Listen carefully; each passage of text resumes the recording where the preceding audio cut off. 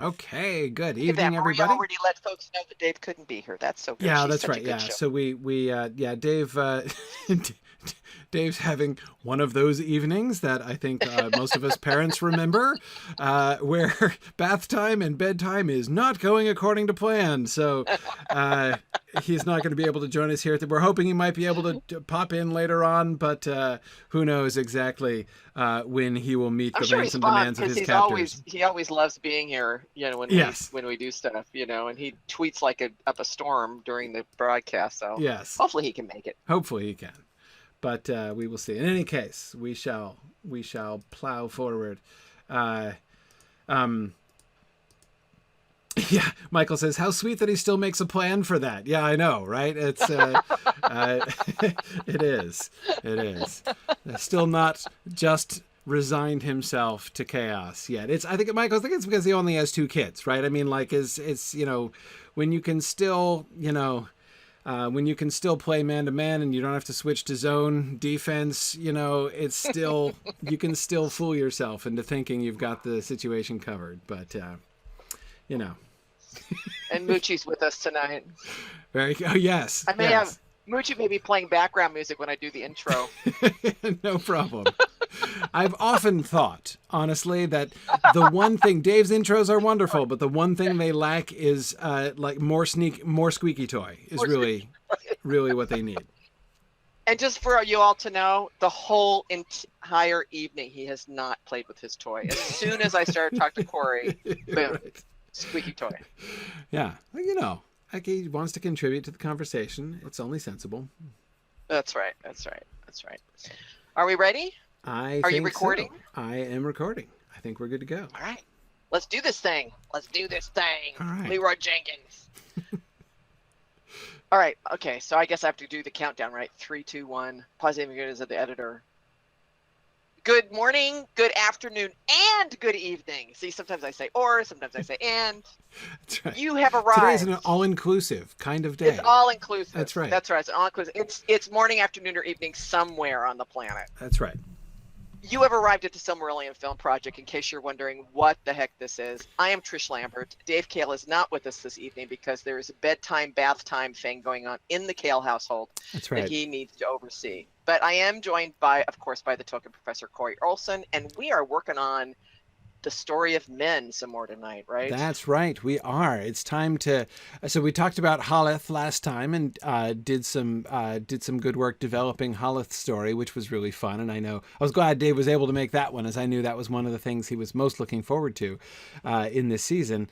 But today we've got to kind of circle back, and we're going to look at Beor and Amlach in particular, thinking about their stories, but also, one of the things that I want to myself kind of get towards is just having a clearer sense of like the groups of men, like who's where, when, and how, and what are the stories of the different chunks of people, so that we can get some kind of sense of like narrative coherence here in where the men are and what they're up to here in Beleriand. So anyway, that's what we're gonna try to accomplish today, and we'll see how far we get on that. So just a couple quick reminders today, nothing new or earth-shattering. A reminder about First Mythmoot 7, still scheduled to happen in the beginning of August 6th through 9th. Moved from the end of June here, but we're hopeful to be able to move forward there in August. And we have Signum's online teaching mentorship program, where we are offering training and support for folks who are trying to convert online, and especially that is, of course, certainly not a thing at all that is done right now. And a lot of schools are thinking, or should be thinking about what they're going to be doing with their online teaching moving forward, because it's likely to be something that is going to continue moving forward. So we continue to make that available for folks. And of course, Signum Path. If you have not signed up for Signum Path yet, then you're missing our first classes, which are fantastic. We're coming to the end of our first week of Signum classes. I've been talking to the preceptors and hearing from some of the students. It's been great so far. But that's okay. Do not despair. You can still sign up for July or August. We have those going on there. So if you go to path.signumuniversity.org, you can still register for upcoming semesters months. See how you think? That's how I think. I know it's one class a month, just one short month. Yeah, it is a semester. It's not exactly semester. It's a term. Yeah. That's what I've tried to compromise with myself by calling them terms, right? Because then I can still kind of use that. In the business world, they call them months. Exactly. Yeah. Sure. So it looks like you may have a little bit of a tech issue going on. Oh yeah, no, I think I'm good. Oh, there you go. Okay. I think I'm good. Hey, yeah. So before, did you talk about the mentorship program already? Oh yeah, no, I did. Yeah, we're good. Okay. So before we jump into this, I have another kind of PSA for folks. If you have not seen it yet, I highly recommend that you go to YouTube to Josh Gad's show, GAD. He reunited the Lord of the Rings cast along with Peter Jackson and Philippa Bowen, and it was really fun. They reminisced. It was lovely to see them all. Jonathan Rhys-Davies was really funny because he had a dwarf helmet, and he and Legolas, what's his name, Orlando Bloom, read the scene at Helm's Deep where he asked if he needs a box. So when they did that, Rhys-Davies got down so you could only see his eyes in the camera on the screen. But anyway, so yeah, they had a number of pairs do readings. Sean Astin and Circus did Gollum and Sam talking about potatoes, taters, and that was really cute. But one of the things that I was really surprised about, they did a little trivia thing. Did you realize, I did not realize this, that Legolas, the only thing that Legolas says to Frodo in the entire trilogy, in the entire movie, is, "and my bow." That's it. He never addresses him directly on any other occasion? Never addresses him directly. So, of course, now I got to go back and watch the trilogy just to double check that. But I was shocked. There's a whole lot more little anecdotes that were just wonderful. Ian McKellen was on, and oh my gosh, he was just wonderful. Yeah. He was funny because Ian McKellen said, well, let's see, that in the book, actually, Gandalf did not say, "you shall not pass." What I forget, I think he said, "you cannot pass," I think he says in the book. But Jackson talked over him because McKellen was trying to say, Gandalf in the book said, "you cannot pass." And Jackson says, "Oh, yes, that's right. He said, you will not pass." It's like, dude, just give it a rest. Anyway. Yeah. Anyway, so look him up. I don't have the URL, but Josh Gad, he's just doing a bunch of different reuniting things, and he did this one that was really fun. Yeah. No, that's cool. I haven't gotten to watch it yet. I saw that it was happening, but I didn't get a chance to watch it yet. But yeah, it sounds like it was awesome. Okay, now let's get serious. All right, let's get serious. Let's get back to the men here. So we're going to talk about Beor here in a second. Let me start off with okay.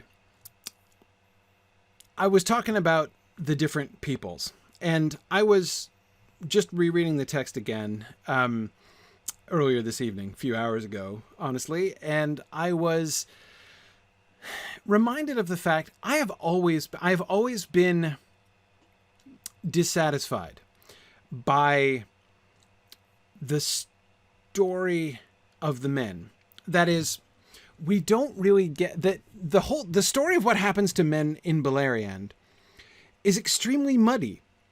I don't know how else to describe it. That is, so I mean, keep in mind when I'm saying these things, this is not me criticizing the Silmarillion. This is just a product of the kind of narrative that the Silmarillion is, right? It's designed to be a sort of overview, quasi-historical chronicle kind of thing, right? So the important thing for, especially given that we're talking from the point of view of the elves, right? Who are,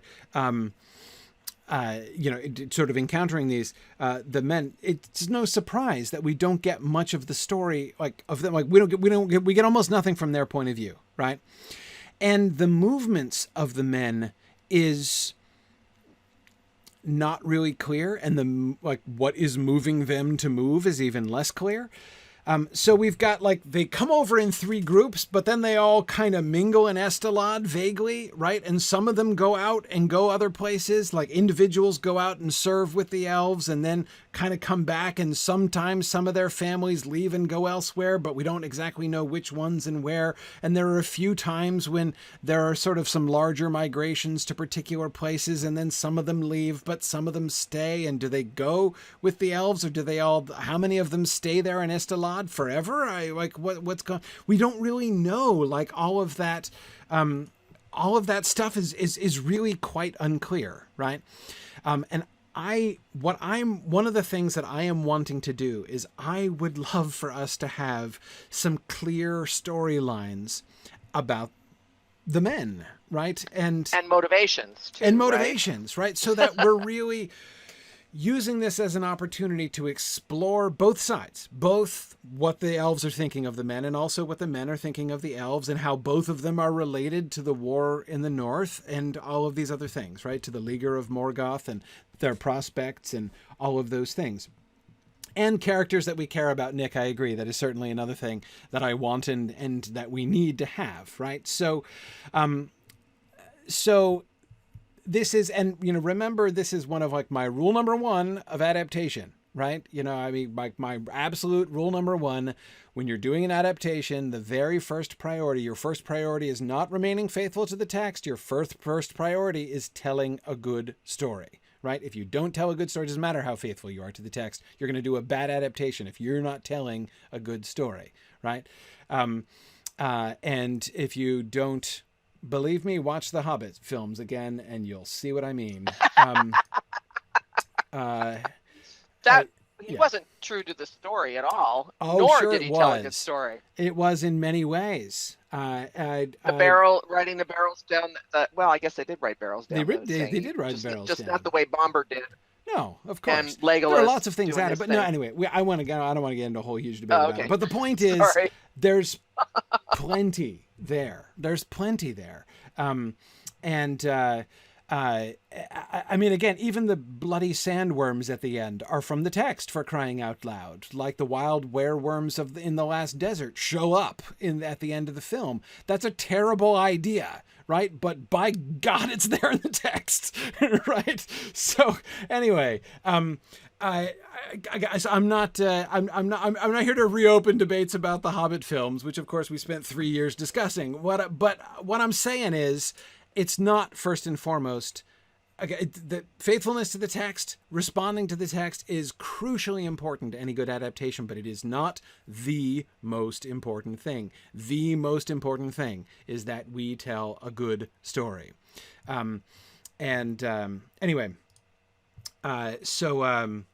Yeah, Marie is giving several people are giving examples. Marie was just talking about a film version of The War of the Worlds that is painfully faithful to the text and painfully boring to watch. That often happens. Stephen H. talks about, certainly there are some examples of ones which fail for multiple reasons, both because of a bad story and not being true to the text. Absolutely. But anyway, I would when we're talking about the movements of the men and trying to figure out this story, again, my first priority is not to say, well, what does it say in the text and how can we most carefully represent that? My first priority is to say, how can we tell a good story which works with what we have in the text, which works with the elements that we get in the text, but that we can put together into a really good story. And as it stands, the migration of the men and how they get integrated into Beleriand is not a good story. It's not a developed story. It's not meant to be a developed story, right?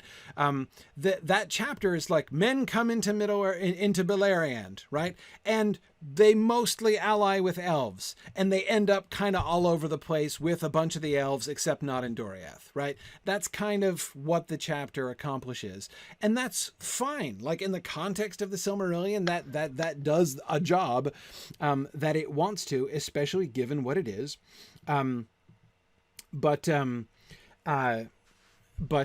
anyway, it's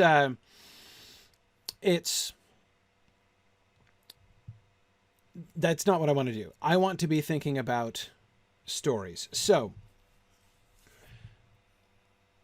my first, I'm coming back around to Beor here eventually, because the people of Beor are one of the first things whose muddiness I was slogging through when trying to work out the Beor story and what we could do with the Beor story. Because on the one hand, so in the text, Beor by himself leaves with Finrod, right?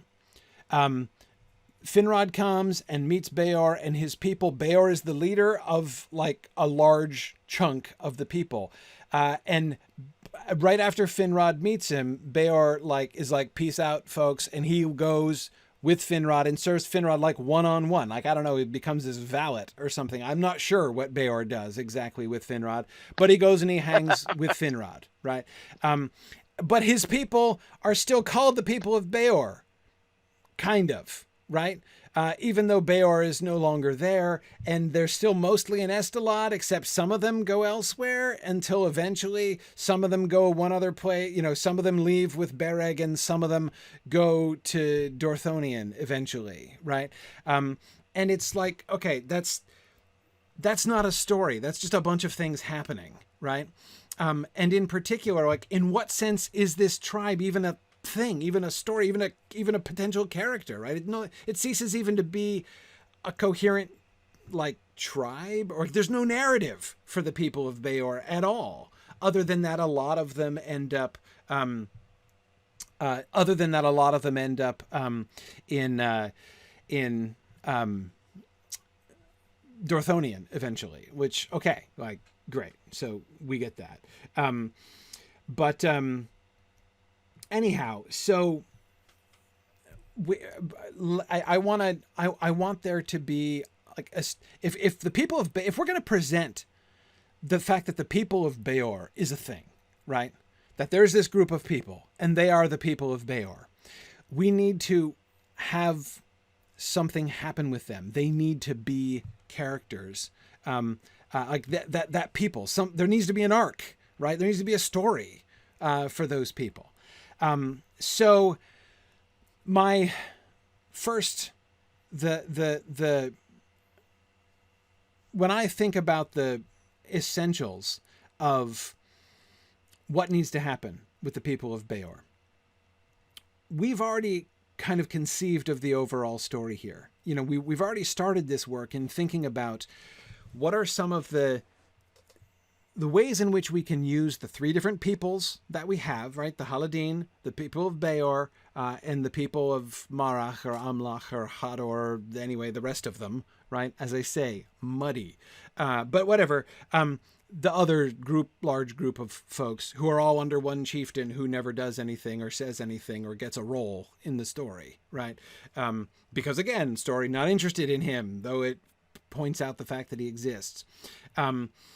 Okay, anyway, so we have these three groups of people, right? And so we can use them as an opportunity to tell different narratives that dramatize how humans interact with elves. Great, fine. And so the role that we were talking about, keying on Beor himself, we were in his role in his new name, Beor, which means vassal. We had them being the ones who are most quickly devoted in service to the elves, right? That their path is one of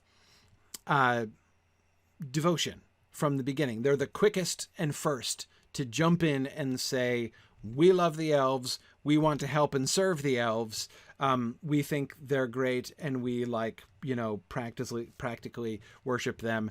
Not quite, but like kind of close. And anyway, like we are like the younger siblings of the elves, and we want to help and serve them. Like that's where the people of Beor are. Whereas the Haladin, as we discussed, are in the opposite direction. Men who want to just do their own thing, be left on their own to build their own, their own home and not be bothered by other folks, right? And then, of course, that leaves the rest of them, the rest of that other people, which is the most amorphous chunk of people that we get, to do something else. And we were talking about, ideas for them about how they're going to we're going to show in them the changeover. So, I'm going to come back to Bereg, Stephen H. Bereg, of course, is the guy who leads the folks out to the east. We'll get there. Actually, we'll get there sooner rather than later. So let me go back with this in mind, of wanting to clarify and make clear stories. Clear, like, again, stories with arcs in them, right, for these people groups as a whole, because it's going to have to be a multi-generational story with these humans, with the exception of Haleth, right, who is a people unto herself, essentially, right? Haleth's story establishes the Haladin, and then basically their story ends, essentially, for now. Like, they don't progress any further. They want to secede and do their own thing, and they get to a place where they're on their own and they're doing their own thing, and from now on they're going to be over there doing their own thing until we need them again, right? For various other narrative purposes later on. They'll come into other stories, obviously, especially Turin's story when we get there.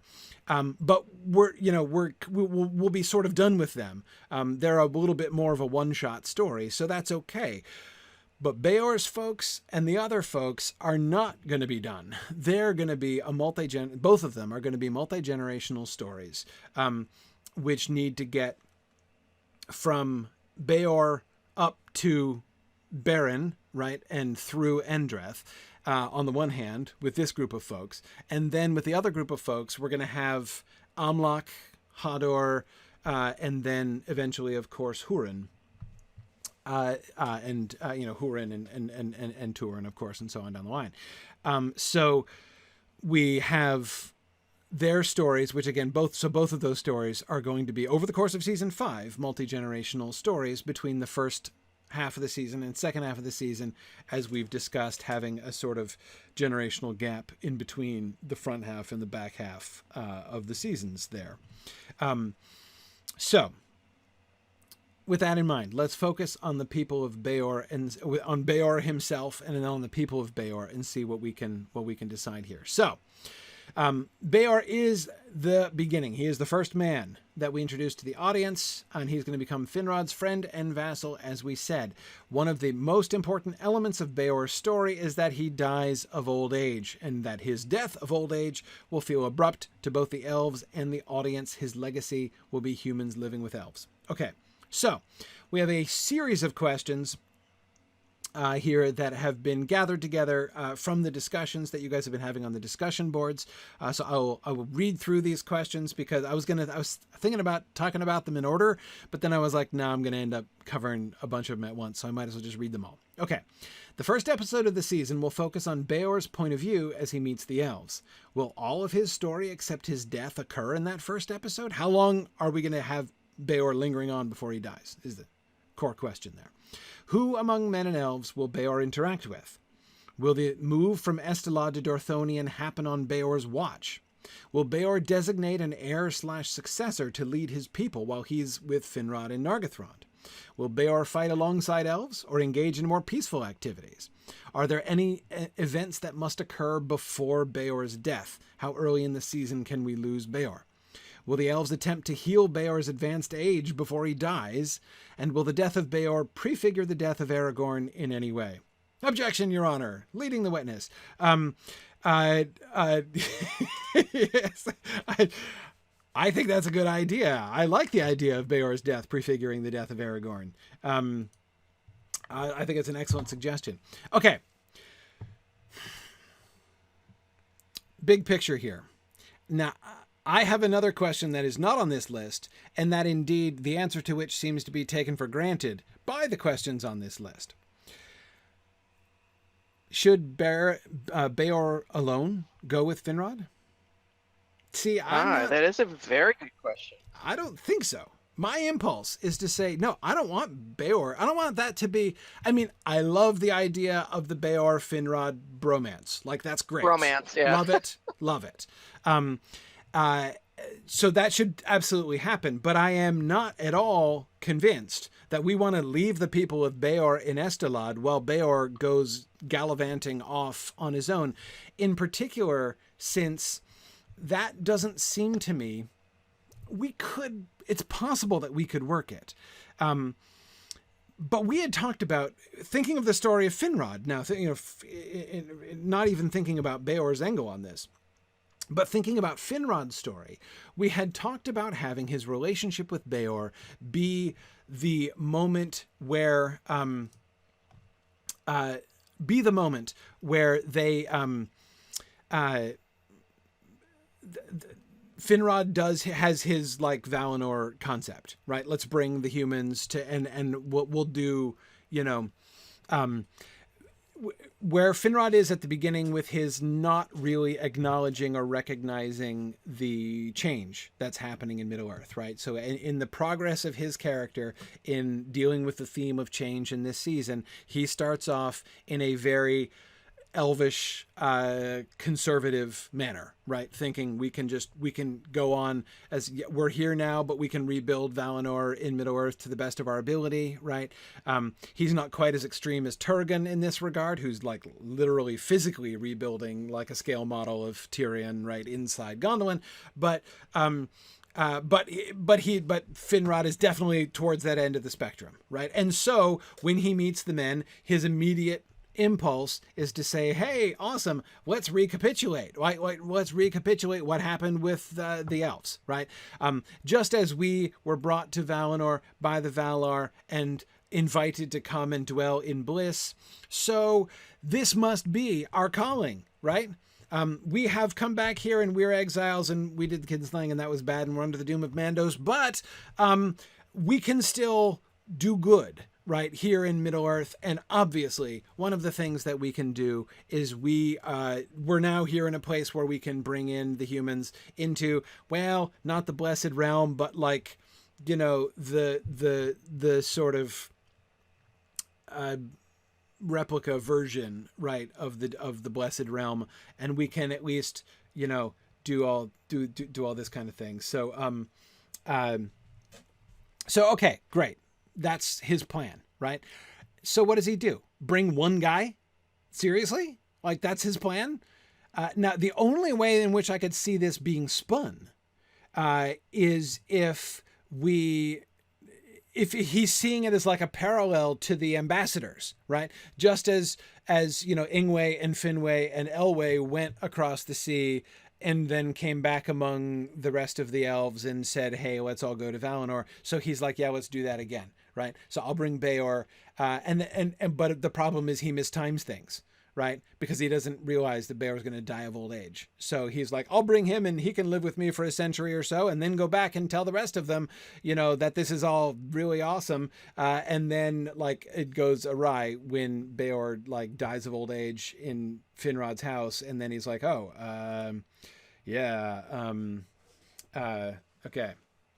So anyway, I could imagine us spinning it that way, but,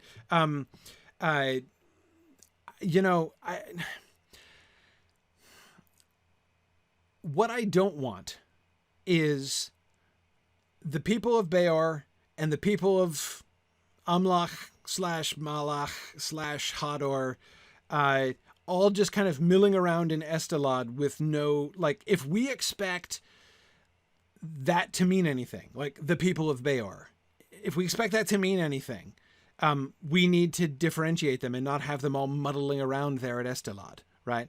And it seems to me that, again, we don't want Beor alone, I think, to be the instrument of this. I think we want others with him. So here's my other thought about this. What if Andreth is that I have said before, I really want Andreth to be the bridge, right, for the human side, between the first half of the season and the second half of the season, for her to be very young in the latter parts of the first half of the season, and then mature, right, and aging in the second half of the season. But to have her be sort of the bridge between the two, and of course to have her be the primary counterpart to Finrod on the human side. Now, she is in the house of Beor, and I think this is a brilliant opportunity, right? Beor is a true believer. Beor is totally content, and he completely buys into the whole pseudo-Valinorian thing, right? Let's go to the realm of bliss. This is what we were coming for, right? Both of them, both Beor and Finrod, initially have the response that, like, we are fulfilling our destinies, right? This is, Finrod can be all like, see, we've been given another chance, right? The Noldor, we did not, cover ourselves with glory back there in Valinor, but we have the opportunity to, like, make amends, right? And to do right by the second comers, right? So let's do that. Let us be, if we, maybe if we are to them as the Valar were to us, that is, like, in some way we can redress what we did. I mean, as a kind of logic makes a certain amount of sense to me. But anyway, so there has to be a people who accept that, not just Beor, not just him alone, right? If the people of Beor are the people who go with Finrod, right, the people who live with him there, then we can we have that thread clearly, right? What it looks like. We have now the opportunity to develop a sort of case study, right? Humans, like a whole human culture, not just a dude, but a whole human culture, when they are transplanted and live among the elves, what happens in this kind of way, in this kind of almost servant-like way, right? In this sort of almost servant-like spirit, right? Reverential spirit. What happens? What's good and bad about that? Because there would be both good and bad about that, right? But now you might say, but hang on, we have to get them to Dorthonion at some point, right? Nothing easier, right? Andreth. What about Andreth, right? Andreth, we know, is going to be... she's going to be complicated, much more complicated in a sense than Beor, right? At least her relationship with the elves is going to be a good deal more complicated than Beor's relationship was, right? She is, in a sense, the heir to the Beorian tradition, right? The devotion to the elves and reverence for and love of the elves. She will be the heir of that, right? But she's also going to be resistant. She's going to be more uncertain about the effects of that. Whether, she is going to be less convinced that this is a good, positive, fruitful arrangement, right? And then, of course, we have all kinds of,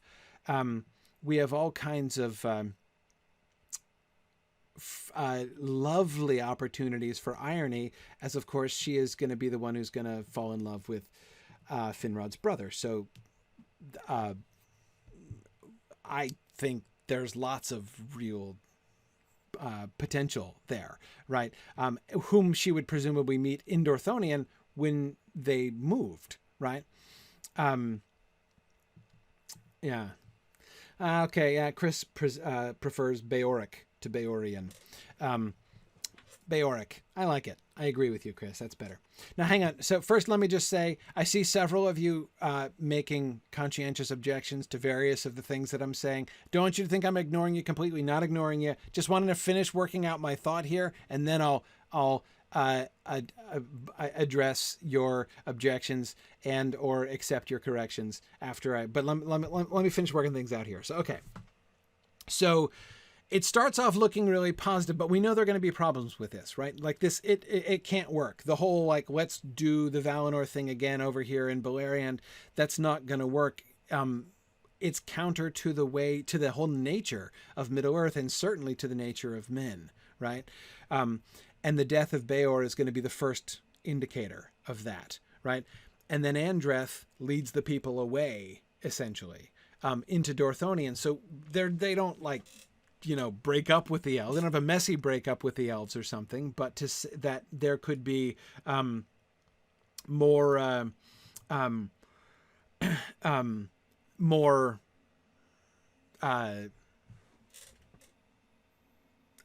well, there could be sort of more reasons, right? Like she's a wise woman, and she could see this is not, in fact, how things are meant to be, right? This is not, and here I think we can bring in the question of, as again is certainly very relevant with Finrod and Andreth, thinking of the Athrobeth, about the different fates of elves and men, right? It's not good for men to be in this, like, let's just retire into a little kind of quasi paradise and ignore the world outside us, right?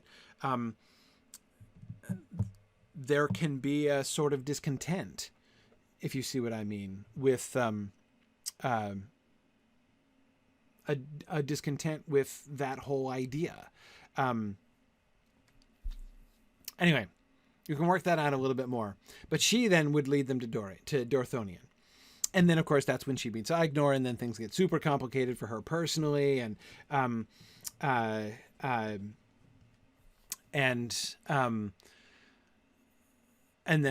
so there they are. So, but there's some opportunity for growth, not only for her, and it gives her a really important role as like a decision maker and a wise person who she would be right in what she's seeing. But there will be a lot of growth for her character as well, because, a lot of the things that she is going to say rather blithely in her youth there, before they move, they're going to be, they're going to be elsewhere. Stephen H says, why would it be Andreth's call? Why wouldn't it be Andreth's call? Our story. We can do what we want, right? It's like, why not? Why not? I've been wanting to make Andreth the leader of her people for a while, actually, or at least to be, somebody whose wisdom and word the leader respects. Why can't we do that? I mean, and don't tell me because Andreth isn't in the Silmarillion. She's not in the Silmarillion because she wasn't invented yet, right? Anyway, so yeah, I mean, yes, we can absolutely make it her call. We can make it her unilateral decision if we want to. We have an opportunity to parallel this move with the Haleth move, right? But to show the differences between the nature of Andreth's relationship with her people compared to Haleth's, right? Haleth is all about the force of her will, right? And the power of her personality. Where with Andreth, her leadership of her people would be very different, right? Yeah, Chris, that's exactly the kind of thing that I'm thinking. Chris Graham says, it's a great way to show the theme of change. Mankind need change to move forward and progress. The elves crave everlasting sameness. The men could quickly grow uncomfortable living in paradise. Similar to the Matrix, where the humans couldn't handle the first version of the Matrix that was a paradise. Yeah, that's actually, I wasn't thinking of that, but that's really interesting. Yeah.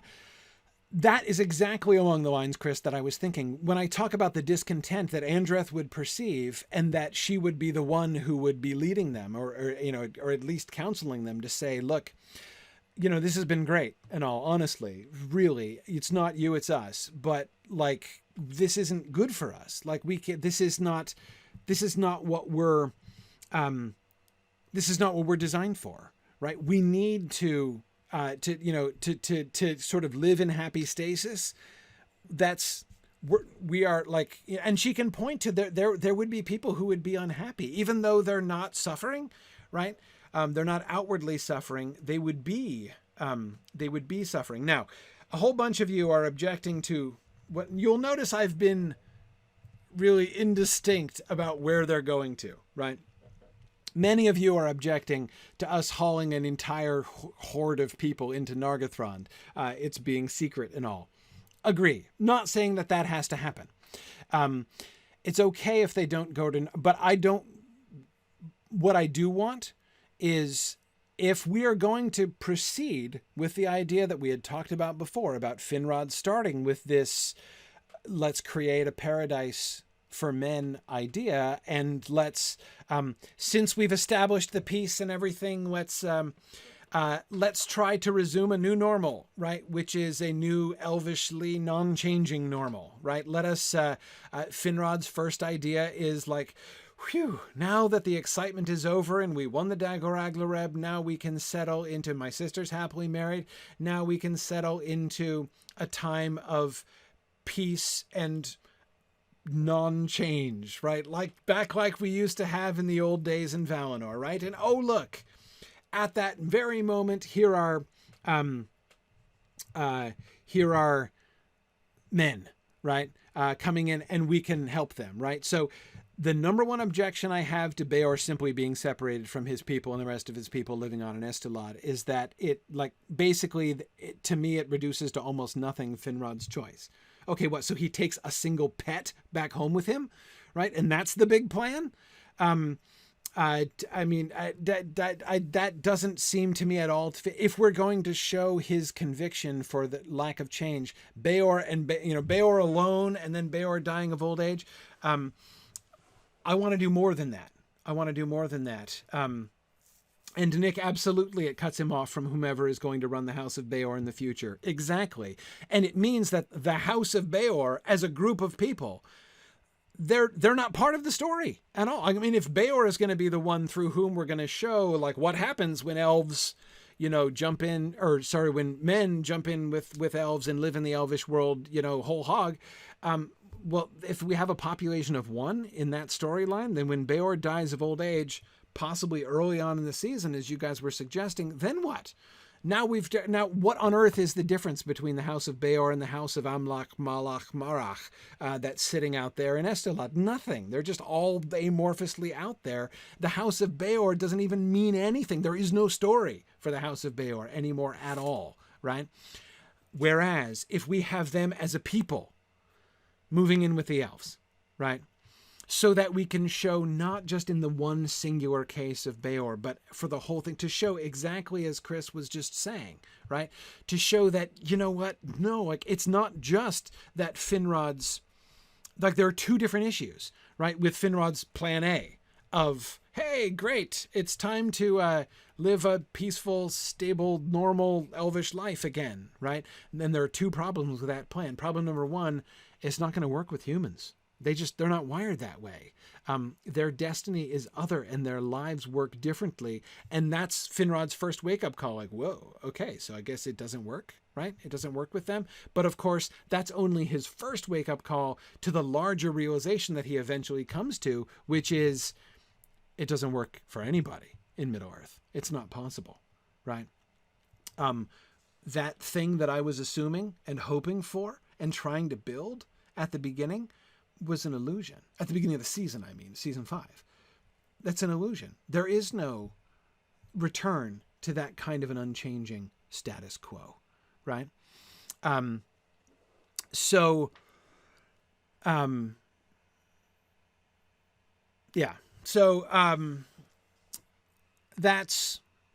that's why I think that the role, I would like to have the whole people. And then again, this also gives us an opportunity for Andreth to have a role, for the whole house to be involved, not just Beor himself, but for the whole house to be involved. And so therefore we can have, it enables us to follow up with more stories, right? More interesting and fun stories about, what is the heritage of this, right? Because again, now the House of Beor means something, and it means something different, right? Than the other amorphous groups of people, right? It means now we now have a group of people who have a generational heritage of love and devotion with elves, but also unrest with elves, right? So as we pursue, the storylines of people like Barahir, Endreth, of course, primarily, but also Barahir to Baron down the road, right? We have a story in the background, right, behind that, and a story which differentiates them from the kind of heritage that they would have from other places. And then when we start intermarrying, right, so we bring like Rion and Morwen into the House of Hodor. Again, now we're saying something culture, like there's a coherent statement that we're making. When Hurin marries Morwen, we have the marriage of these two different cultures, which we've established what the differences in those cultures are, and neither one of them is simplistic. Neither one of them is like just one color, right? There's like shades there's different shades of the color there, right? And I think that's really interesting. Yeah. So I agree. Question is, as Maria was just saying, so where are these elves and men cohabiting in blissful yet temporary paradise? I don't know, suggestions, but I think it shouldn't be Dorthonian, because I like the idea of the move to, I think connecting the move to Dorthonian, I would want to connect that to basically so one way to characterize the move, the shifting of the people of Beor to Dorthonian ultimately, is the shift from a passive life to an active life, right? From retirement from the world, right, into the little elvish paradise, and re-entry into the world. So because Dorthonian is the front lines, right? They're going to the front lines, and here's the cool thing, right? In Barahir, we can pay that off. It's good for the men. It's good for the House of Beor, not just to be retired, right? Not just to be set aside from the world and shielded from the world. It's good for them to be out there actively involved in the world. And Finrod himself will learn that when Barahir saves his life, because they were there, up there on the front lines.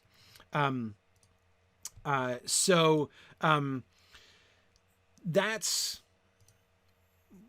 what I like about this.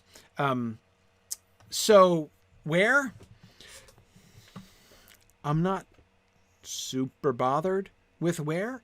I don't want them just moving from one bit of Dorthonian to another bit of Dorthonian. Especially since, Rhiannon, as you're saying, Ladros, which is the place where the people of the House of Beor lived earlier, is even closer to the front lines. It would need to be somewhere sheltered. I mean, like, that's the concept here, is that it would be somewhere, not like Gondolin sheltered. Nor does it have to be Nargothrond.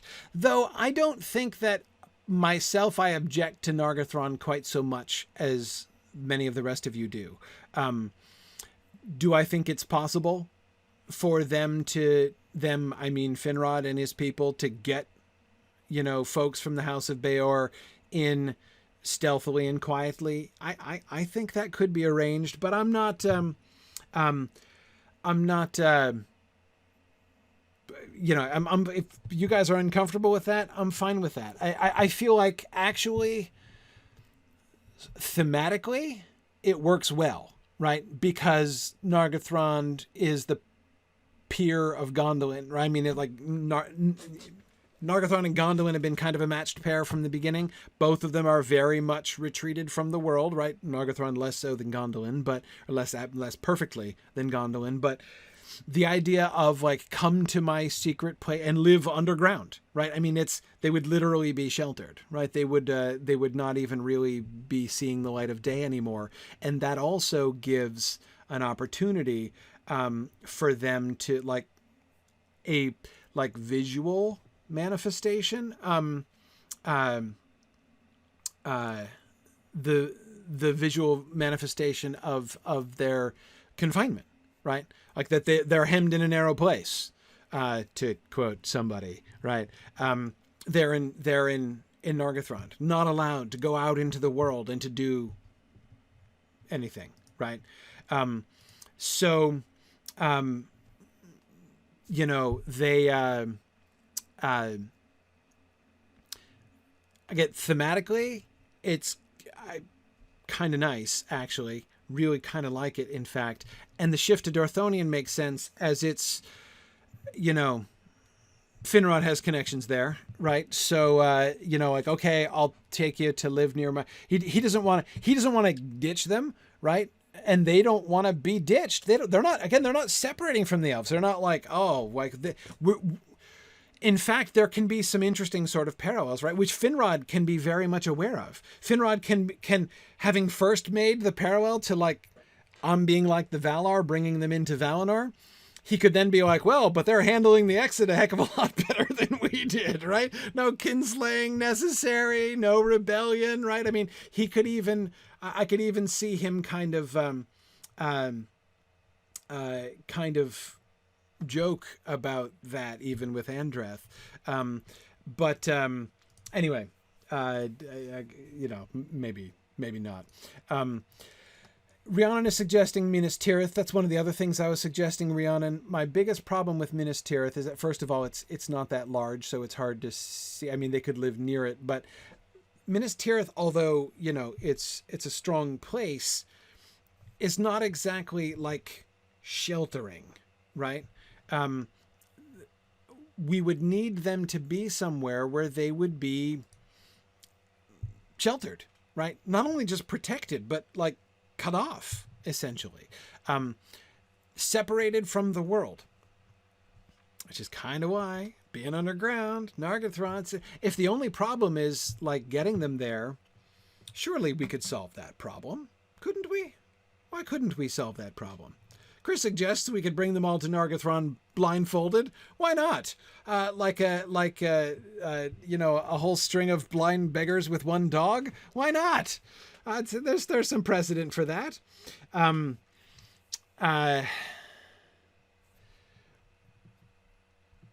It's also possible that they could just, I mean,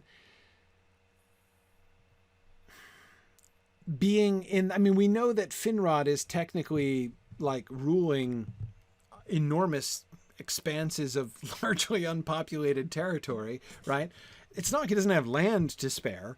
And if he were to set them up somewhere, you know, not too far, I mean, it'd be a little bit ironic, right? Here, Haleth leads her people on this like hideous trail of tears around the north of Doriath, through Nandun Gortheb. And Finrod is just like, oh, or we could just go south where it's really quite nice, right? Yeah, and end up like in almost the same place. That's my biggest objection, is that they would end up being like the next door neighbors to the Haladin, who, you know, so it's a little bit strange. There's a little bit of like dissonance in my mind to have like the people who set off for rugged independence and they braved all dangers and they end up finally at this one place where they can be, you know, where they can be left alone and by themselves. And the other people who are like right across the river from them, right? Who took the exact opposite path in every way. And yet they end up neighbors like that. It could work, but it's a little bit odd in some ways.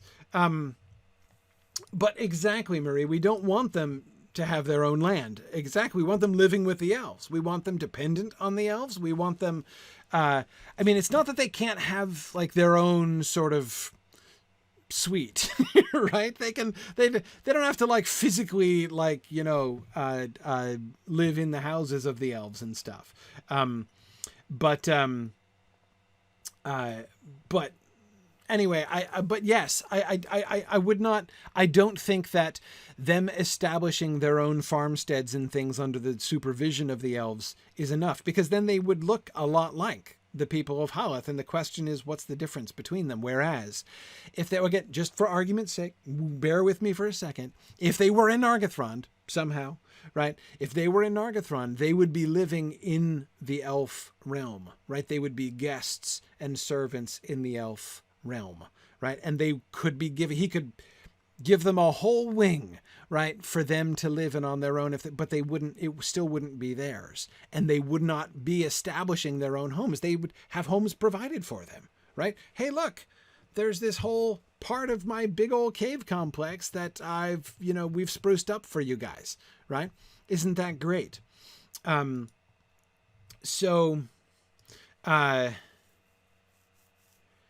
Yeah.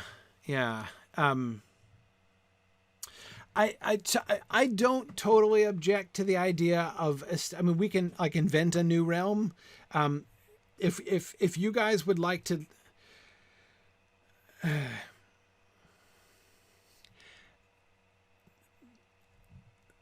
there are two things that are crucial for the story of the House of Beor as I'm conceiving it here. One is that they are living with elves, not on their own, right? This is a racial cohabitation situation, right? Not just neighbors. They're not just neighbors. They're not just friends.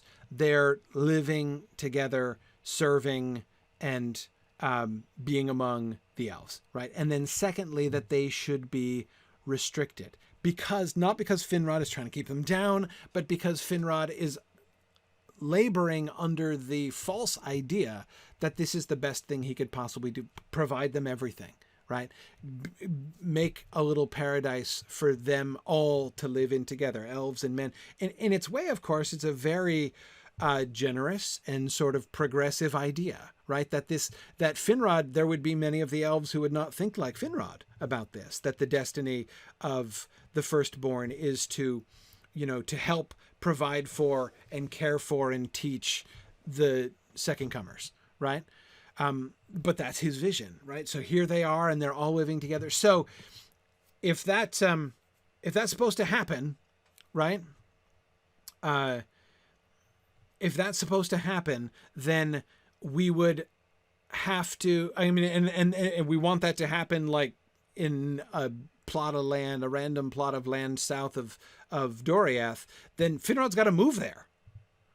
I mean, that's the point, is that they be living together, right? So, and to me, that does way more, that's harder. I mean, I think it's way easier to get them into Nargothrond than it is to do that. We could, I suppose, Rhiannon, split them up. That's possible. Nick says if they're inside Nargothrond, what are they eating? Oh, just what the elves eat, right? Whatever that is, and don't ask me any questions. Yeah. Okay, so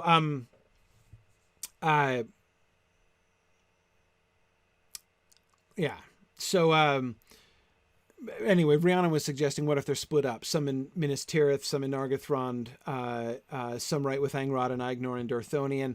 I wouldn't want them to be in Dorthonion. I mean, we could have some there and the rest of them join them, but again, to me, it kind of muddies the story. We have enough, goodness knows we have enough characters and storylines in this season, right?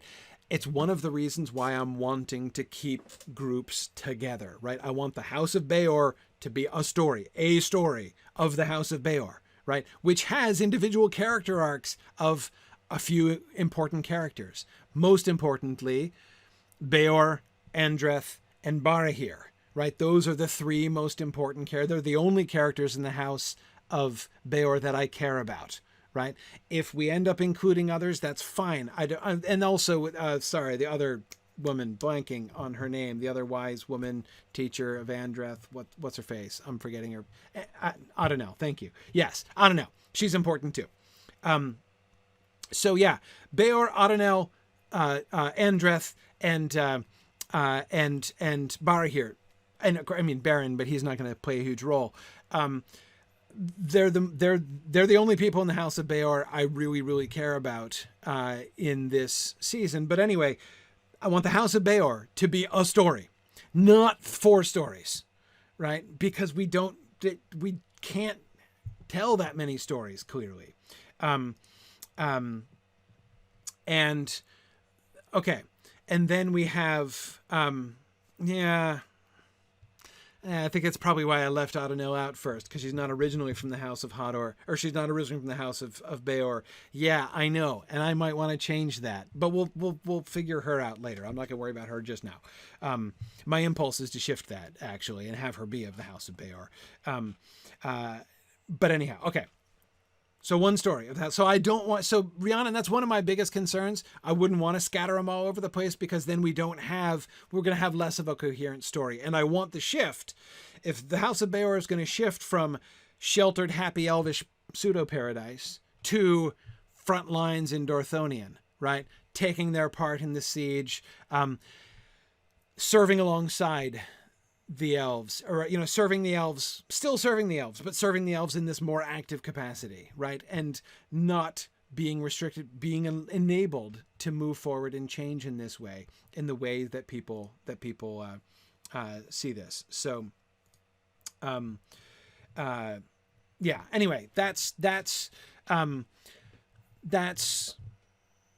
what I think. That to me, that's a good coherent story for the people of Baor, and it's a story that works really well with the other stories that we're trying to tell. I mean, at the end of the day, we need to have a short list of human stories that we're telling, right?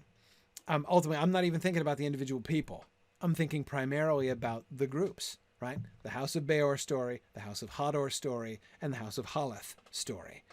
And if we can get that big picture told, here is what how elves and men interact. Here's what the men are like and how they're different from the elves. Here are the conflicts and struggles and trials of the two of them living together and working together and figuring this out, how to be together there in Beleriand.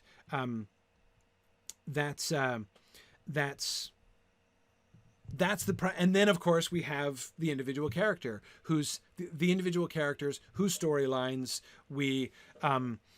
we want to tell, right? Whose stories we want to get behind.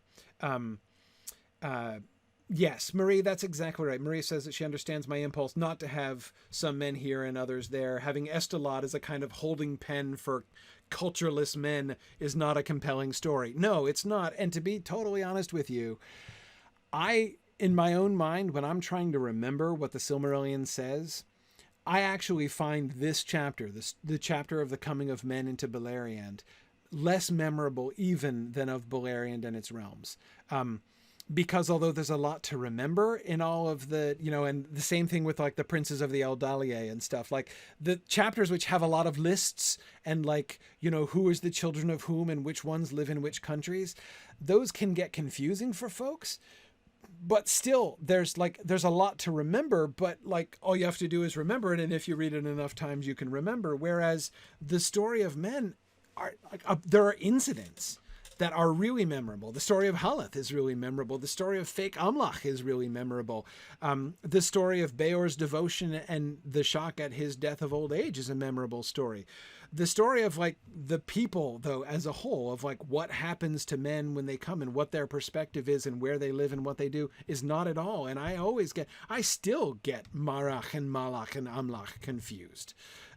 It's not, as it stands in the text, it's not an interesting story. And again, I don't think it's meant to be in that sense. It's not like what that chapter is trying to accomplish exactly, because it's a different thing and a different kind of story. So anyway, okay. So I wouldn't insist on their coming to Nargothrond.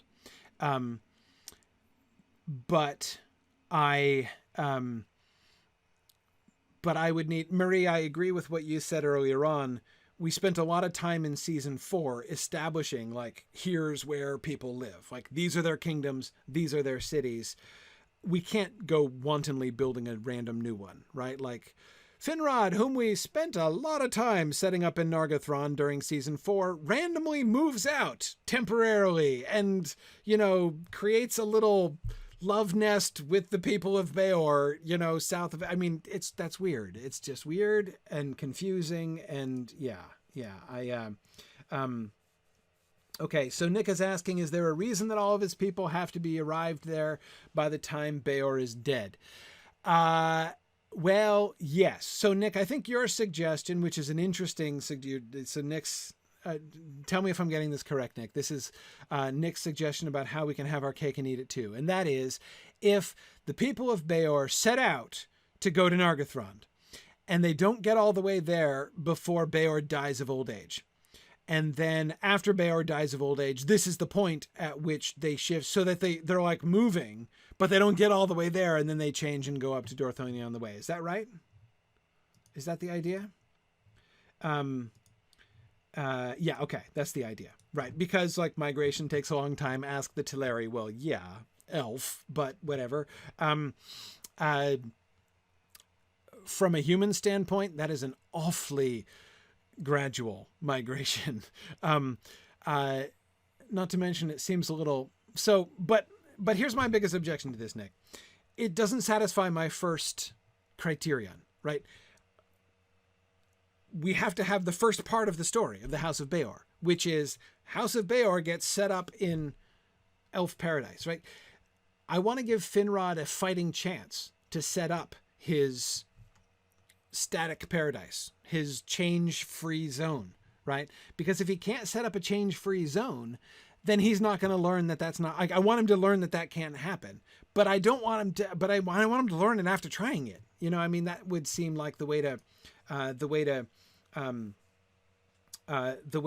do. And certainly them just like being on the road, traveling with elves for a long time, that is a distinctly non-static situation, right? Not even Finrod could fool himself into thinking that they, I mean, that's kind of taking the whole, the journey is more important than the destination to kind of absurd levels, I think. Yeah. So, so Nick, my answer to the question, is it important that the rest of them should get to, if Nargothrond is indeed where we end up going, that the rest of them get to Nargothrond before Beor dies? I would say yes. And the reason I would say yes, and this comes back to some of the questions about Beor particularly that you guys were asking that I read earlier, I would think that the death of Beor of old age is the first blow against Finrod's plan A, right? There should be, I'm picturing 2 stages to the unwinding of Finrod's happy paradise plan, right? And the first step is Beor's death of old age, right? And this will compel him to confront the fact that, you know what, an unchanging paradise with men is utterly impossible because they're going to just die, right? It's going to be constantly changing. And that will be his first indicator. And he's wise enough to sort of see the implications of that, right? But maybe doesn't fully see it or doesn't fully accept it at first, right? Maybe he thinks they can fight past this obstacle, right? Well, okay, so you will only enjoy it briefly, but at least you can still enjoy it while you're around. But then the second stage is the unrest that begins to build among them. Right? That this is not what they are designed for. They long to be out doing deeds. They are hemmed in a narrow place. I love the irony of the fact that the things that Feanor said in his rebellion against the Valar were untrue of the Valar and of elves, but they are actually more true. Hemmed in a narrow place is a bigger deal for men than it was for elves, right? Even though it's being done benevolently, just as the other one was. I mean, I think there's a lot that we can make out of that parallel, especially given the whole kinslaying issue, right? And the whole unrest of the Noldor and how central that was in the past couple seasons. And to have him, the moment in which he can see that, and Andrath and Adonel perhaps together can help him to see it, right? Can help him to see that this is... He has created this situation again. He can be telling them. He will have told them the stories, right? So Nick, I do think that therefore we need to first have the people there, right? Then Beor dies. Then the unrest grows, right? So that we establish first Finrod succeeds in establishing this ideal state that he's hoping for. Because the problem isn't that it's impossible to create. The problem is that it can't last. Not in Middle-earth. Not with men. Right? And that's the thing that he has to learn. So I think we have to get them there and get them into that static place in order for them to fall out of it. Now, how many need to be there, Nick? I'm open there. I don't know that there have to be 10,000 people in Nargothrond. I don't know. What do you guys think? I'd be content with the House of Beor. Doesn't have to be huge. I don't know, maybe a couple hundred. I'd be okay with a couple hundred people. That would seem to work for me. The numbers, not crucial. I'm trying to think of any time when we need, I mean, indeed, we're going to need to wipe them out almost completely by the end of this season. So, that's harder to do if there's like 50,000 of them,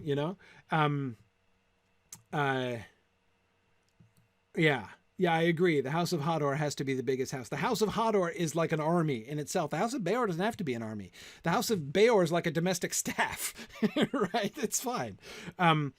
Stephen Cover says something like Abraham's household, not like Israel at the Exodus. Yeah, no, exactly. That's fine for me. Yeah, so like 50 to 100 people. Why not? 50 to 100 people go with Beor, with Finrod. And that makes them easier to smuggle in, right?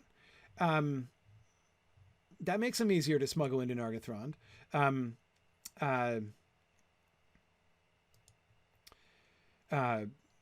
And so, yeah, Rhiannon, absolutely. The House of Beor can be very small to start with. Why not? I mean, again, the House of Beor is going to be very small at the end of season 5, right? I mean, you're going to be able to count the House of Beor in a small selection of digits at the end of the season. So, I don't know about you, but I'm just as happy to have them start with fewer. I don't want to have to. There are only so many men I want to kill off, in the Dagor Bragollach there.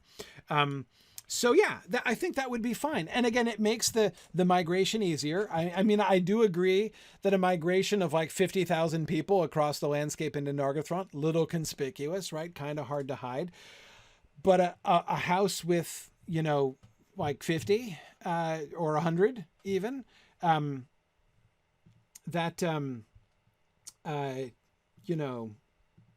think that can work. Yeah.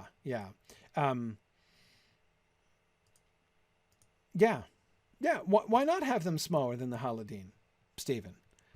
Again, remember, the one thing that the Haladin are going to do that the House of Beor isn't going to do is survive, right? They're still going to be there in a few generations, which is not true of the House of Beor. So the House of Beor seems to me, like, is there a reason why it can't be small? Do we need numbers from them? Like, is there a reason that we need them to be larger than the House of Haleth? I don't know that I see one. I had zoned out for a minute, and I thought you were talking about their height. Oh yeah, no. No reason why Beor's people can't be short. Yes. Yeah. No, we do actually have reason for the House of Haleth to be shorter than the House of Beor. Yes. Yeah.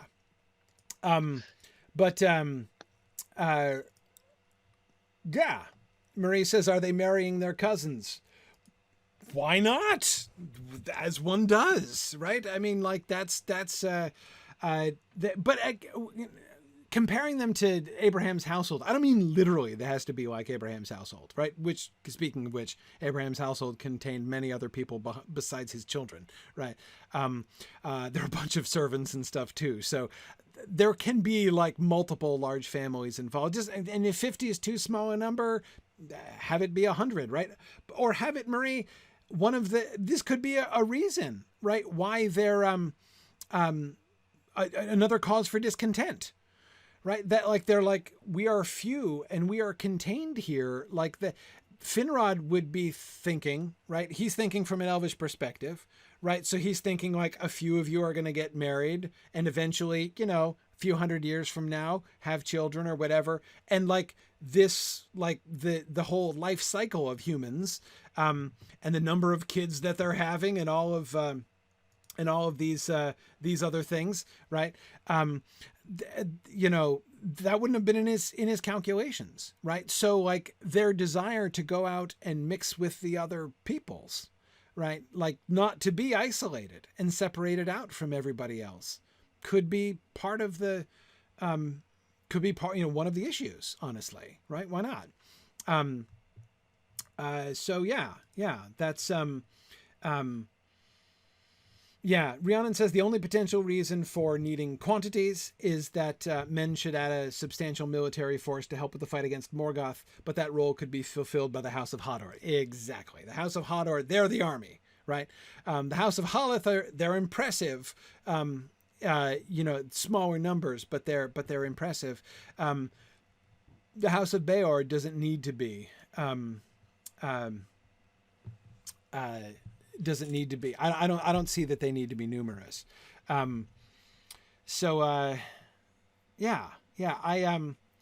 I like this, and they can, Nick. But I do agree with you. They can increase in numbers pretty rapidly. That can be another thing that like Adonel and Endreth can point to in their discussions with Finrod. Like, look how the people have grown, right? I mean, like. We are literally hemmed in a narrow space. Like we will outgrow this place because our kind, we grow like under circumstances like this where we're all protected and fed well and all that sort of thing. We multiply much faster. Like we're different. Like we can't live like this. We're not going to be able to all live in the same rooms for the next few centuries, right? With like regularly controlled turnover, right? There needs to be more space. So yeah, I mean, that can be another thing. He would be surprised at like the, infants and toddlers all over the place, right? In Nargothrond. Because it's different with humans than it is with elves. Yeah. I think that's, that it points to another culture difference, and again comes back to our theme of change. Exactly. Stephen is saying, another baby? Didn't you just have one a couple of years ago? Yeah, exactly. I mean, heck, we could even, depending on how anatomical we wanted to get, the mere fact that humans conceive inadvertently is something that's going to be a bit of a culture shock to the elves, right? Like, I mean, Finrod could even say something about like, well, you should,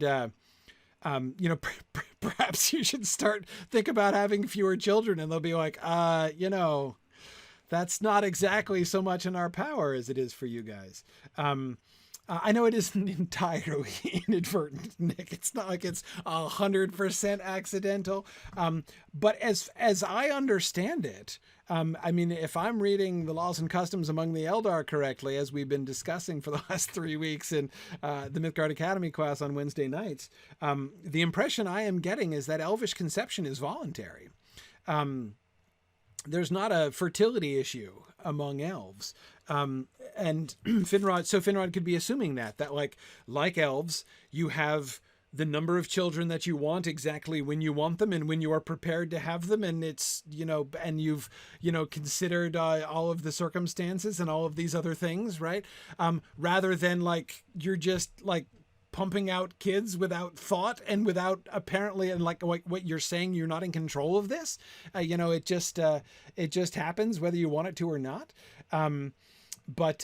Anyway, I'm not saying we have to get into all of the details of all of these things in dialogue, but these are some of the factors which contribute to the idea first growing among the humans, and Finrod coming eventually to see his idea was a brilliant idea, was a beautiful idea, but it cannot work it is impossible in the face of the realities of A, humans, and B, of Middle Earth, right? That's not how things work anymore.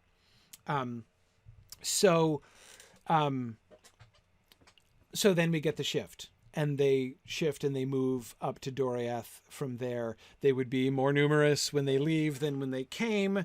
But again, they can. I mean, it doesn't seem to me at all impossible to deal with this, right? It would be a big project, for the elves of Nargothrond to, smuggle them out. In small groups over time, right? And then eventually they migrate north again, all together. Maybe they set up a staging area south of Doriath, right, and smuggle them out, a family at a time, under heavy guard, and it's fine. How many generations am I expecting to pass between Beor and Andreth? I don't remember. How much time do we need to pass there?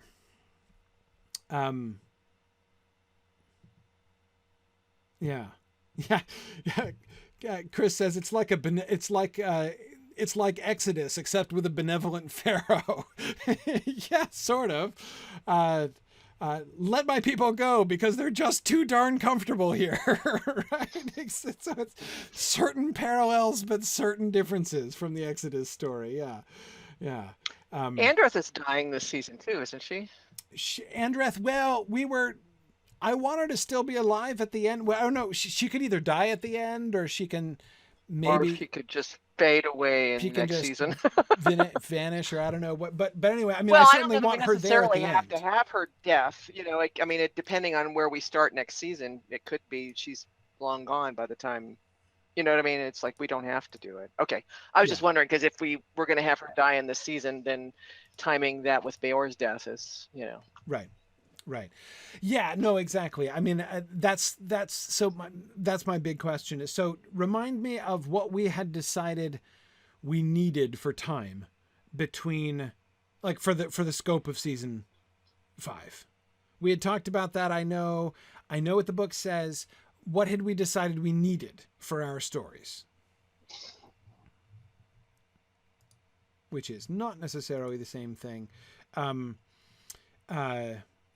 Stephen Covers saying, I'm imagining every time the camera shifts away from Beor and shifts back, he looks a little bit older. I like that. Okay.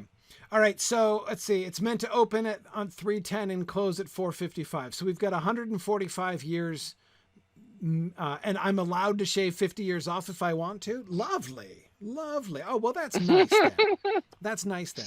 In which case, we only need, so if Andreth is going to be in both, Andreth is going to bridge it as we, to bridge the first and the second halves of the season, as I was suggesting, then we would need her.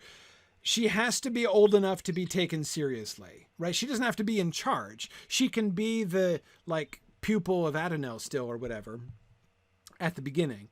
But she's clearly, at the very least, someone who is clearly going to be a prominent voice and leader of her people. Like, we set her up as a prominent voice and leader of her people at the beginning, give her some experience with Finrod there, and make her part of that decision to move out, right, of Nargothrond.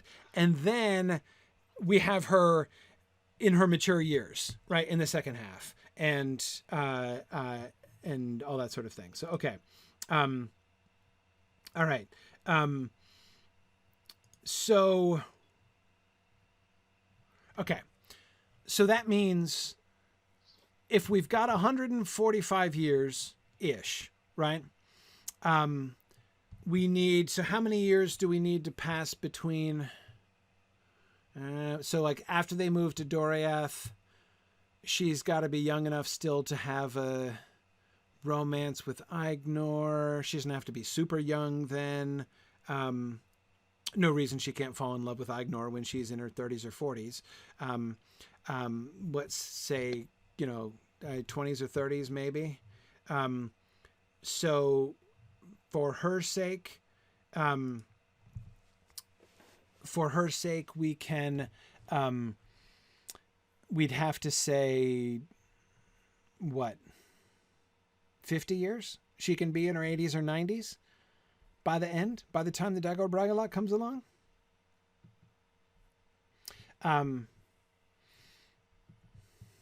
Yeah. So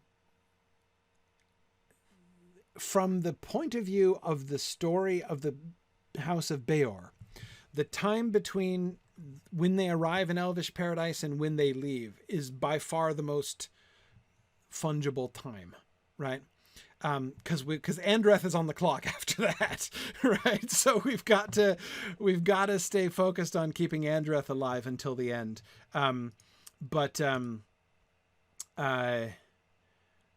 Yeah, okay. So we can be fairly vague there. There can be several generations. I would be fine with there being several generations. And we'll have to see how this will work. We'll come back to the genealogies after we work out some of these individual stories here. And we can work out what we need for genealogies there, how many generations we want and whom we get to put in there and stuff.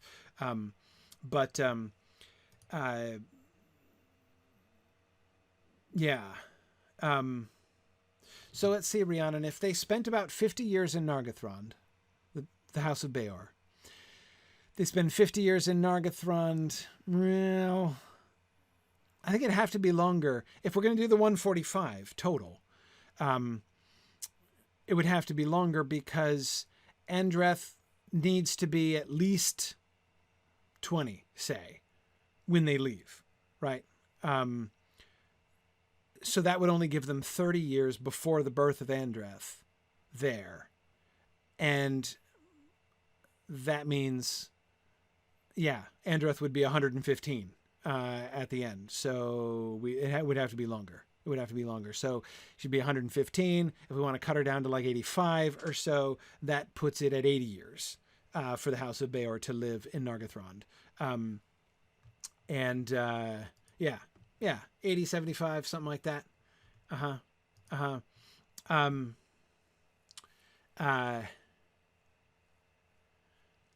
Yeah. Yeah, I think that would be fine. And so Marie says Beor can die before they... Oh, yeah. Beor has to die before they move out of Nargothrond. Definitely. That's a requirement. Because Beor's death is the first stroke against... This is the first sign of that Finrod's plan is not going to pan out, right? This is the first thing that pushes Finrod to reevaluate his thoughts about this. So the first stroke is the death of Beor.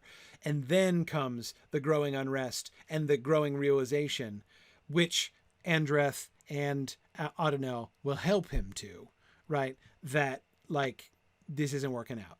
This was a great idea, and really we appreciate it and thank you so much, but this is not how it needs to be for folks. Chris Graham actually brings up something that I had basically assumed, which is that the lifespan of these people would be longer. We're not basing it on our own lifespans, right? These guys...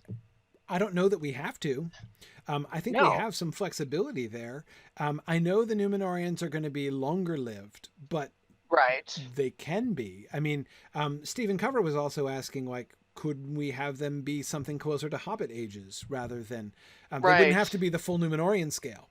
But even living, routinely to somewhere between 100 and 120. I'm not saying we have to do that, but it's in our power to do that. There's no necessary reason why we couldn't do that. It doesn't matter. They could live to 500 years old and it would still seem like an eye blink to the elves, right? Obviously, we can't. 500 years would not fit within the time frame here. It needs to be shorter than that. So I was thinking if we've got 355, what was it? 05, anyway, like 100 some years in this season. I'm back to Andreth again. I know we've moved on, but it's like she literally could be alive through the whole thing, young to old. Theoretically, yeah. Now, I know we do get dates. Beor's 93 when he dies. Andreth is in her 90s when she dies. I know that that's in the text. Right. My question is, do we want that? Do we need that? like what is the function of that now. If the role of that is simply again to set up the Numenorians ultimately down the road, as to make their lifespan seem even more exceptional, okay, that's but I agree with you, Marie. I don't think we have a good reason to need them to live longer than that yet either. Right. So I agree. I agree. You're talking about we don't need to be approaching Numenorian. No, years. I don't think we need to mess with it. But I would say, like, if we did need to make Andreth, if we need to stretch her out a little bit, if she needs to be 100, 105, at the end, I'm problem. okay with that, like it. But I could see it being, 100-ish average. Right. Being kind of the lifespan. Yeah. I mean, if we, she's because anyway, she's meant to be exceptional. Right. And anyway, people live to 100 now. Like it's not impossible. But Steve and I agree. None of them will beat the old Took. That's first. Not even Andreth will beat the old Took. So yeah, no, it's fine. So let's say, I agree. We don't have any need for that. It doesn't serve a role in our story to do that. But we always have that option open to us if we decide we want to do that. So, okay, fine. Let's see. So let me go back to the questions then. Because I think we're doing pretty well here now with the story of, and I hope that people, I feel like I've been trying to force the entire community in this entirely new direction that that nobody else wanted to go in. And I feel a little bit guilty about that. But what I would say is if you have a better story for the House of Beor, I'm willing to hear it. What I'm not willing to do is I have an idea for a story. This is my idea for the story of the House of Beor. I'm interested. I'd be willing to listen to other stories, but what I'm not willing to do is non-stories. And they vaguely live in Estelad with everybody else is a non-story of the House of Beor. This gives a narrative arc to the House of Beor, and it's one that, and I think there's a lot of really cool parallels and resonances and opportunities for individual stories. Again, think of the irony of Andreth's character about how no, we need to be not by, I mean, goodness, give her a speech humans should not be bound to the elves. We need to be on our own. And then she goes and falls in love with an elf and wants to marry him. Right. I mean, come on, that's really good. So anyway, lots of possibilities here. But so again, I'm willing to listen to other variants or other, people have improvements on this story or other stories that they think would also work, but it needs to be a story like this, right? That sort of works like this one does. Okay. So Beor's story, right. Okay. Yes. Beor's story. Agree, Marie. He meets Finrod. His people move to Nargothrond with the elves, and he's happy to live and die there, and does so. Lives and dies there. Yeah, exactly. What is his... so with whom does he interact? Does he do anything? No. He moves to Nargothrond and never leaves again in his life. Beor never sees the sun again. It's fine. I'd be fine with that. He's happy. He's content in Nargothrond. He would be... just transported, right, with wonder at the realms of the Eldar, right, at Nargothrond. Nargothrond it's paradise. This is what they were looking for, right? What more could they want? When he was leading his people over the mountains, and he can talk about how there were stories among us that there was a light in the west, and we have found it, right? Here it is. This is amazing. This is the best thing. So Yeah, Chris says that he likes this story, that it really serves the theme and gives a great setting to show the stark contrasts between the two children. Yeah, it's one of the things I really like about it as well. Marie says the light in the west probably wasn't underground. Exactly, exactly, right? That can be part of the sort of tension, right? That Beor, Beor's super happy, right? Beor loves it. And yet Beor's enthusiasm, I think, should ring kind of false, just a little bit, right?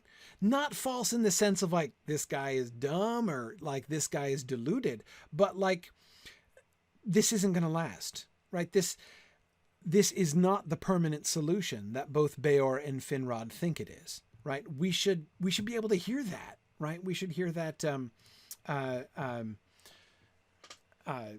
coming, right?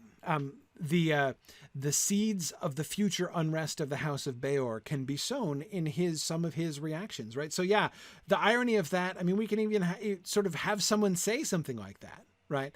About that the light in the west was underground is weird, right? Isn't that weird? That is weird. But again, this is why, although I agree that them all living in Nargothrond is a little bit secure, challenging from a security standpoint, I kind of love it, thematically speaking. Okay.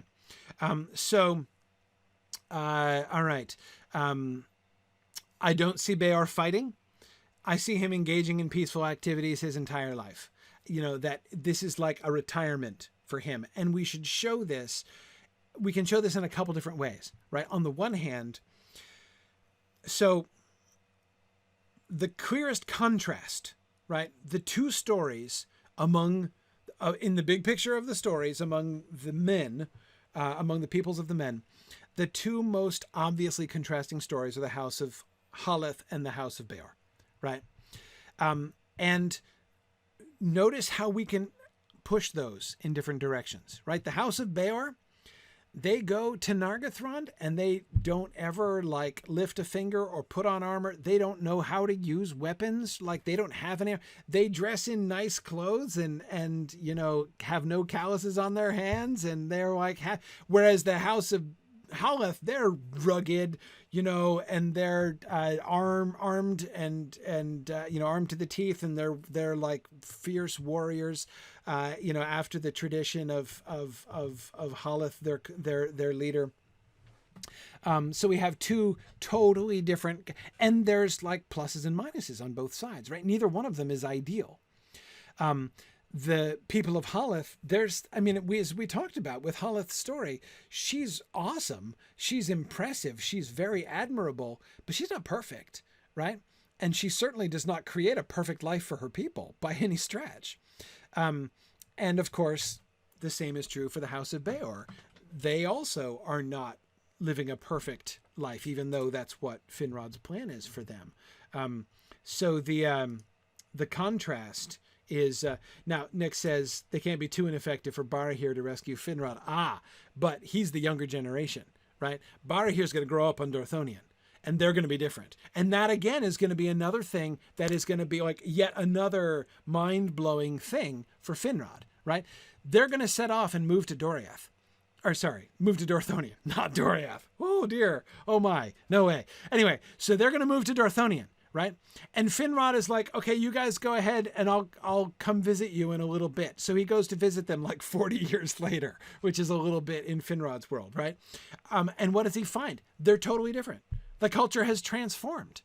Right. In one generation, now they're like a warrior culture different from the Haladin. Right. Different from the men of Hador. Right. Up in Dorloman. But they've changed. And Finrod is like, whoa, holy change, right? Okay. This is how it's supposed to go. This is what happens, right? You leave men on their own and look, boom, you turn your back and you come back and you don't even recognize them anymore. Right. Yeah. Now, Chris, I do agree, that they would have been taught in the crafts of the elves so that they wouldn't be useless. Right. Absolutely. They would know things. We should show them, because again, we do want to show that there is benefit to this, right? They will be blessed, and enhanced enhance in arts and graces, right? Like others are not. So they will know things. They will have like, capabilities and technologies and things that the Haladin don't have. The Haladin are living, their lives are quite crude, in contrast, I would say. So yeah. Yeah, cultured warriors with elvish learning and frontier skills, Marie. Yeah, there you go. We're setting up. Remember, we're setting up for Baron. Our like, who's gonna be our like proto Aragorn figure, right from the beginning.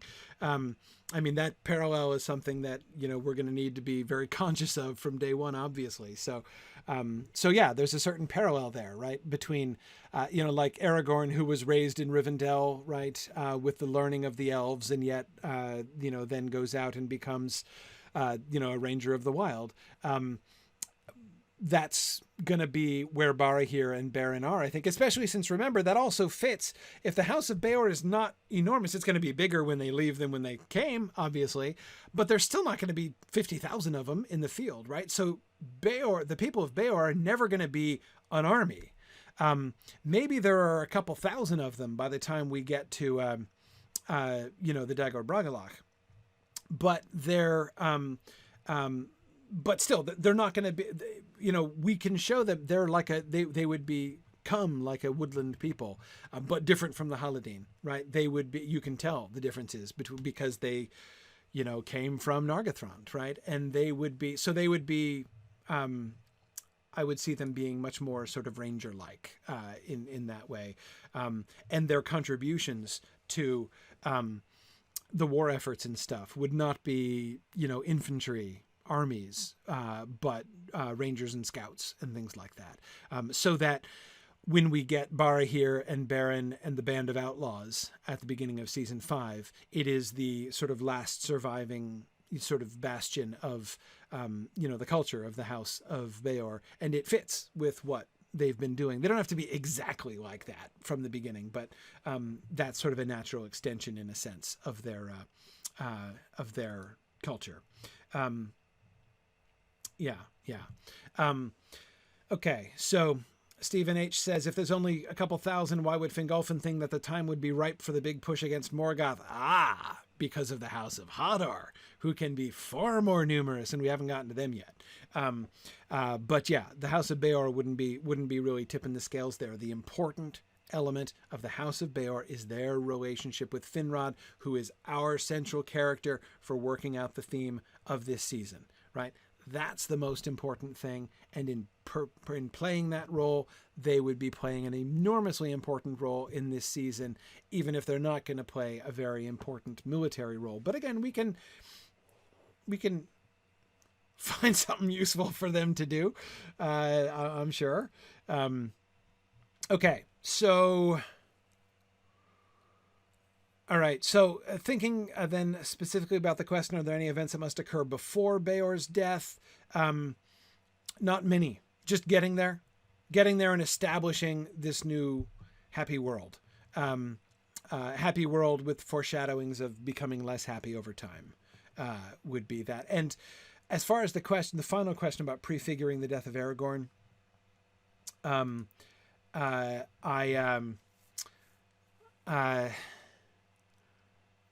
yeah, I do think that we can have a really good conversation between Beor and Finrod, which shows Finrod surprised, at his death, because of course Finrod, he's interpreting this from an elvish framework, right? So he would assume that Finrod, or that Beor, was like despairing of life, right? That he was suffering in spirit, as one of the Eldar do and sometimes will die, because he knows no other cause, right? No injury, no disease, and yet he's dying. So he must be have fallen somehow into some kind of despondency or something like that. I mean, that's the only way he would have to understand it. And Beor can have a slightly Aragornian conversation, right? About submission to death, and saying, no, this is the way that it is. It is, we can even have him use the phrase, to give back the gift or something if we'd want to. But again, and this is why it can become not a negative thing. It's not like Finrod is, hideously upset by Beor's death, and that's what leads to the first shaking of his understanding and resolve about change. It can be a positive thing, as he sees, like Beor accepts it, right? And shows like, no, this is what it means to be human, is to be accepting of this.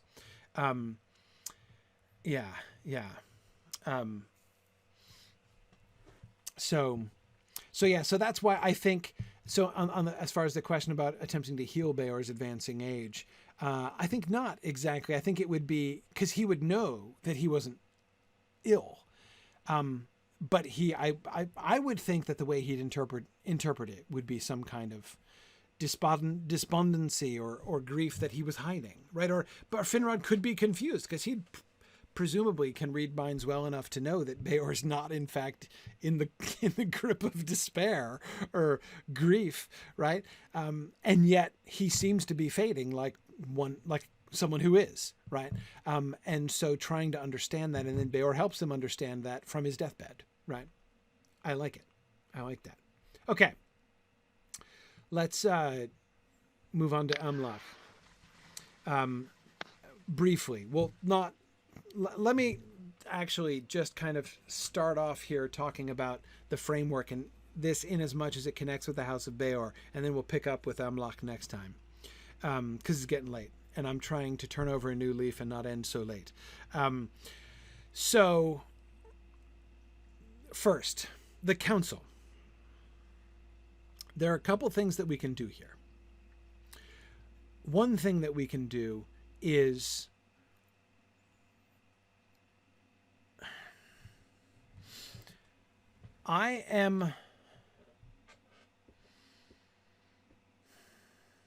We have two options, I think, with the council. One is that we can make the council either primarily or even entirely a matter for the house of Amlach Hador Malach, right? The third house. That is all still ambiguously over at Estelad, right? They're the ones trying to figure out what to do. The House of Beor, they knew what to do.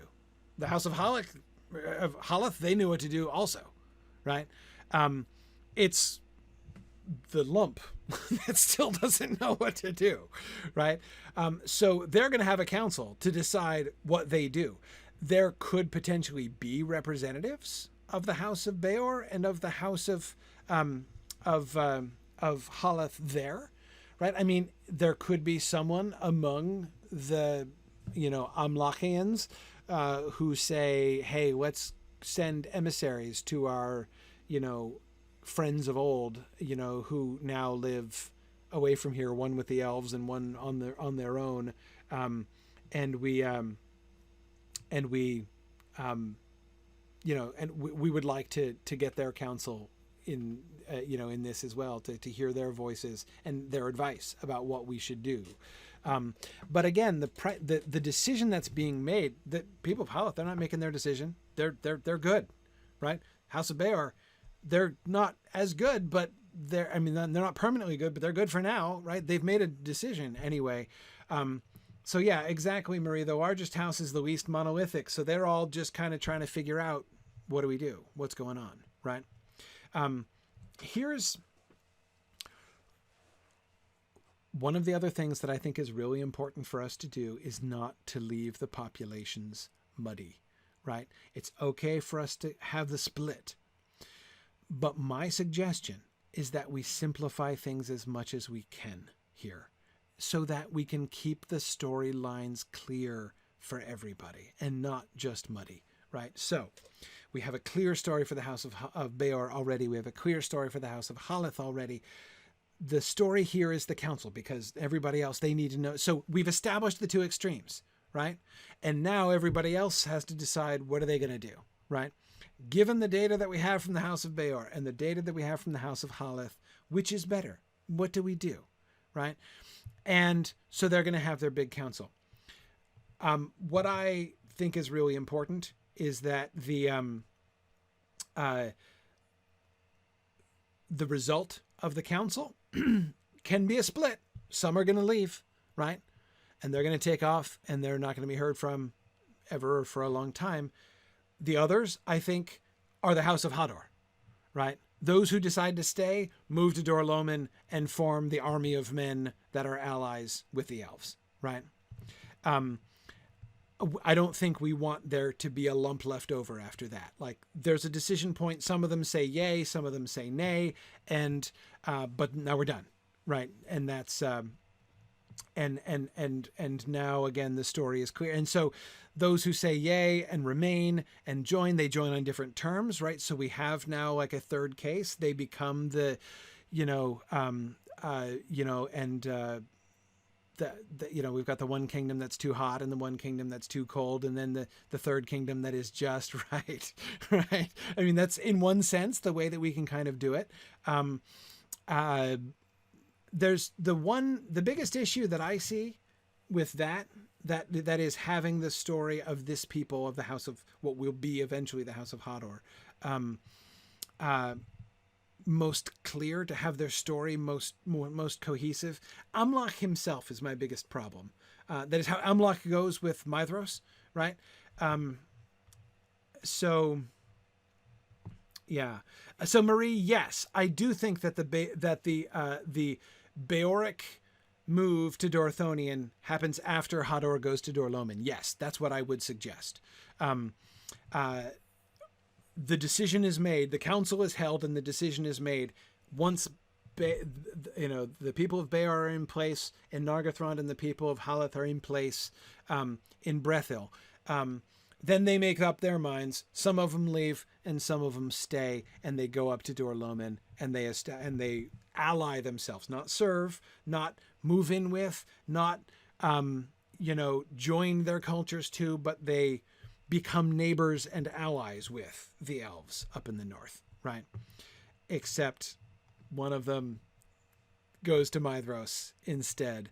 And the simplest way to solve this problem is just to say, no, that doesn't happen, right? Amlach doesn't go to Maedhros. Let's just cut that bit. But there's something that I really like about Amlach going to Maedhros. I don't know if I can explain it right now, but I don't want to lose that. That feels to me like a cool story. That feels to me like something I want to, like a story I want to get more out of, rather than something that I want to that I want to cut. So yeah, I want to think a little bit more. But I think as we talk next time more in detail about Amlach's story and the story of the council and the fake Amlach situation, maybe I think we can refine Amlach's personal trajectory a little bit more, and see how we can kind of work that in. Rhiannon, you talk about the House of Hador waiting until Hador comes around before they move. I'm ready for Hador to come around pretty early, actually. Again, we can work out the chronology here, but we have some time. Remember, we inserted a good deal of time between the House of Beor moves to Nargothrond and the House of Beor moves out of Nargothrond, right? If we have something like 80 years between the moving in and the moving out, right? Hador has to come along somewhere in there, right? So, that's, I think that's fine, right? That gives us, it could be anywhere in that 80-year gap, basically. And honestly, to have it be in the second half is fine, right? To me, they've been muddling along there in Estelad for a while. We do have to figure out, why do they call the question? Like, what prompts the council if they're already living there for the better part of a generation? Rhiannon, I want to change that. I've said this before. Hador, I want to change the heck out of Hador. I want Hador to be the origin of this house, not to be a later scion of this house. And the reason I want to do that is I want to eliminate the muddiness of this house, which is exceptionally muddy. pre-Hador, right? I want to move Hador up the genealogy. Definitely want to move Hador up the genealogy.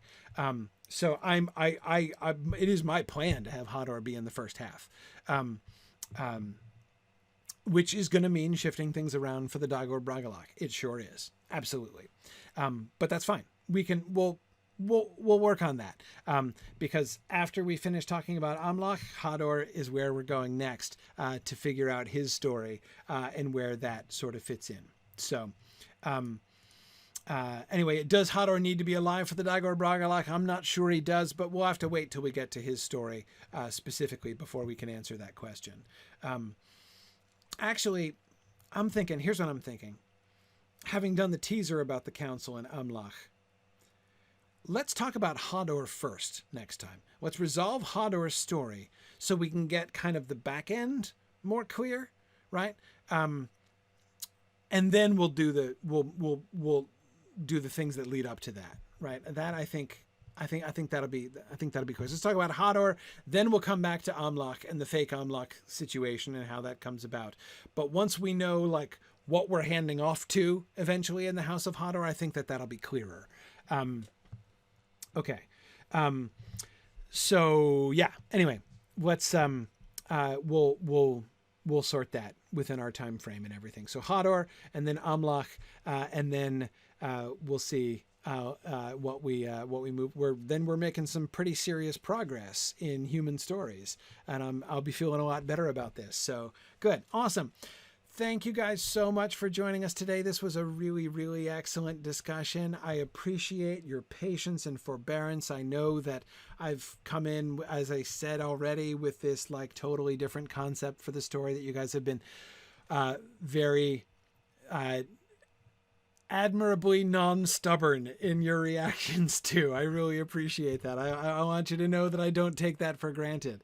And it's been a lot of fun refining that with you guys and thinking this through a little bit.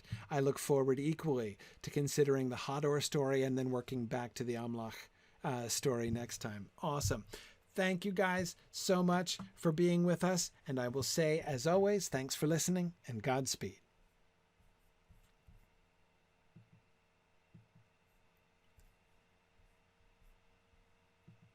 Okay, thanks everybody. Good night. See you guys in 2 weeks. What's 2 weeks from now? 2 weeks is, my goodness, well into June. June 20th? Good grief. No, the 18th. Yes, 18th. June 18th. Still, that's quite a ways down the road. All right, excellent. See you guys on June 18th. Good night now. Although the theoretical budget of our hypothetical blockbuster may be unlimited, the production budgets of this and the rest of our fun alternative educational projects are unfortunately not. If you have enjoyed joining our production team, please consider donating at signumuniversity.org/fund.